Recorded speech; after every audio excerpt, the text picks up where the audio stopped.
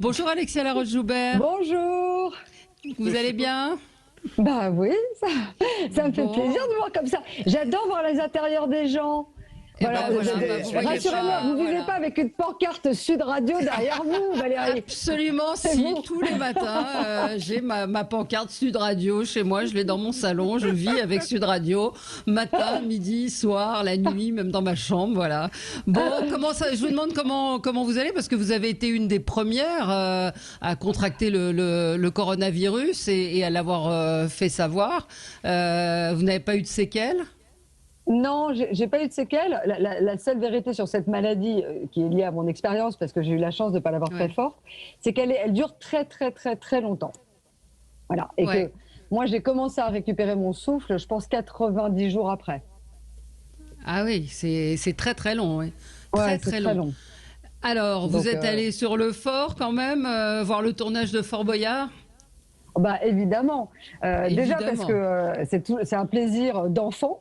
Moi, j'ai toujours l'impression de rentrer dans mon téléviseur quand je vais sur le fort.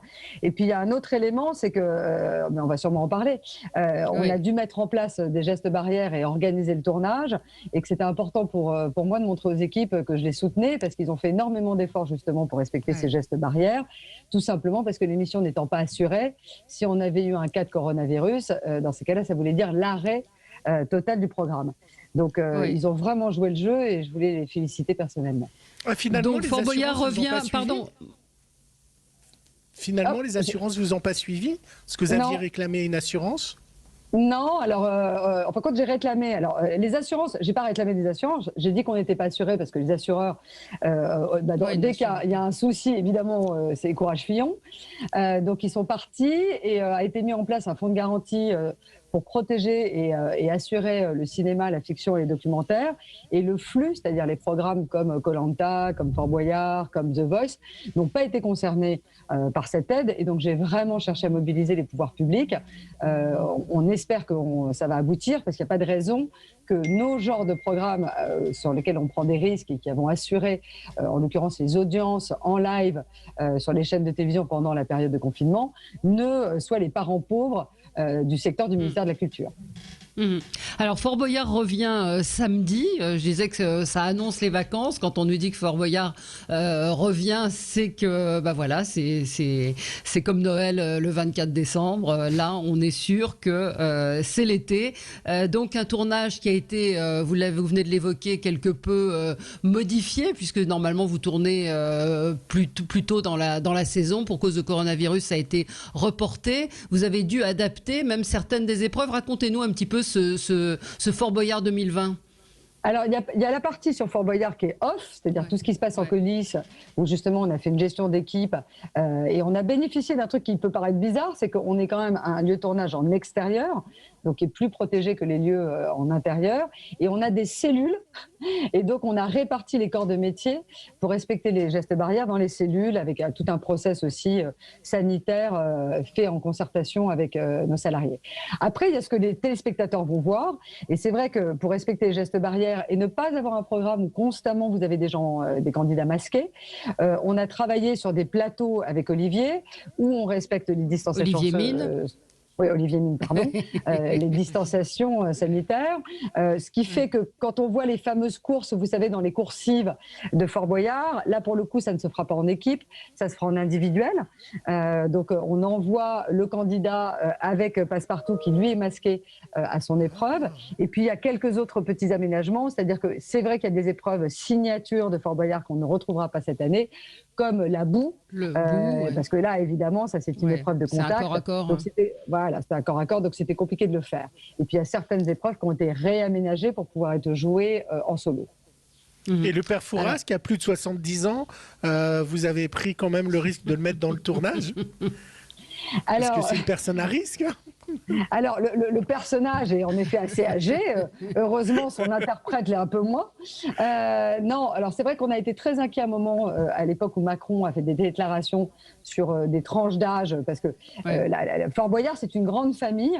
Il faut savoir que ça fait 31 ans maintenant à l'antenne. Donc évidemment, les équipes qui sont avec nous, elles n'ont pas démarré à 10 ans.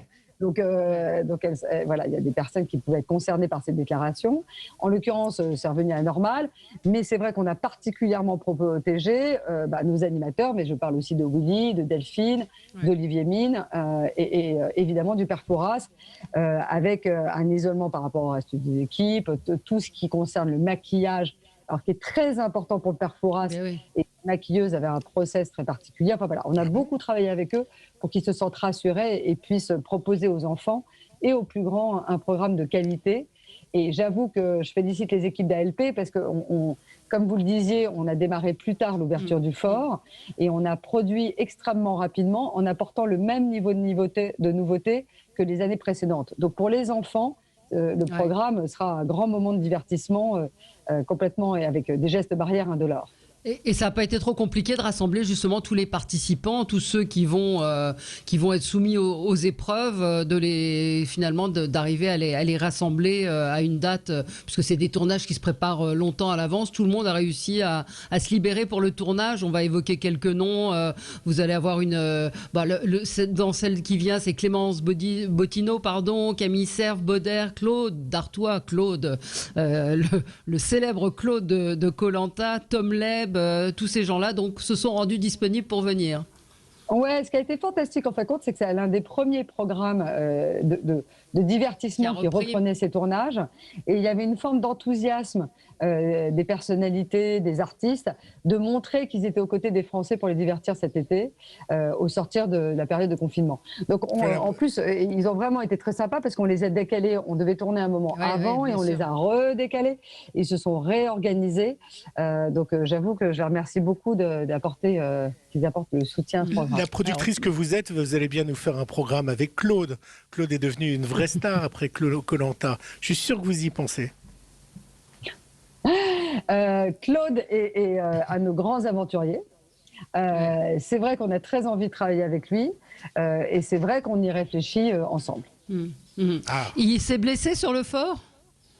Il a eu un petit problème de doigt. Alors, vous allez le voir sur l'épreuve, il a une petite chute sur le côté.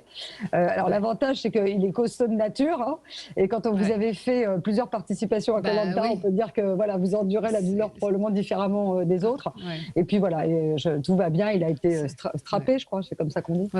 C'est un peu la honte quand même de se blesser sur Fort Boyard quand on a fait Koh-Lanta. C'est parce que je pense qu'il était moins concentré que justement sur l'épreuve de Koh-Lanta. Voilà, comme quoi... Alors, Fort Boyard, ce sont des vraies épreuves. Absolument. Parlez-nous de Cyril Gosbeau. Alors ça, c'est une très jolie histoire. Parce qu'en l'occurrence, Cyril, qui est présenté, qui est interprété par Cyril Ferraud. Cyril Ferraud. Il a une très jolie histoire avec le fort, puisqu'il était stagiaire sur le fort il y a maintenant plus d'une dizaine d'années, et qu'il a un attachement pour ce programme très important, puisque d'ailleurs il a participé plusieurs fois en tant que candidat.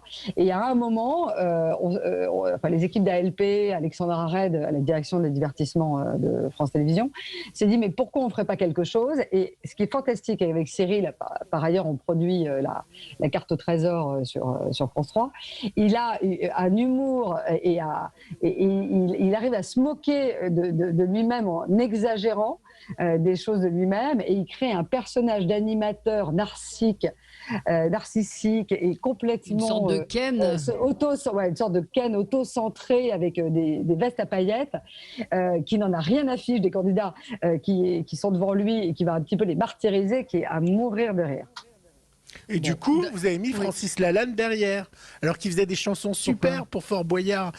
Ses chansons étaient tellement fortes. Alors, vous avez vu, il vous a menacé de faire une émission lui tout seul. Hein. Oui, alors c'est tout le charme et la difficulté de Francis, c'est que je pense que le personnage de Narcisse lui allait assez bien, parce que je pense qu'il était assez narcissique, et que donc il ne comprend pas qu'il interprétait un personnage du fort et que c'est pas Francis Lalanne. Donc voilà, écoutez, ça se réglera ou ça se réglera pas, peu importe, mais en l'occurrence son contrat, il devrait le relire avec un avocat, est assez clair. On va retrouver également Willy Rovelli, vous l'avez évoqué. Willy Rovelli, alors moi j'ai vu un extrait où il y a une épreuve où la pauvre Clémence Bottineau est en train de manger un piment. Il y a une gradation dans les piments et elle tombe sur l'un des piments qu'elle doit manger, les plus épicés. Willy Rovelli qui sera moins à la cuisine cette année, c'est ça ? Alors Willy, il se passe une histoire que vous avez sûrement notée, c'est qu'il a osé ouvrir son propre parc d'attractions et devenir le directeur de Boyarland.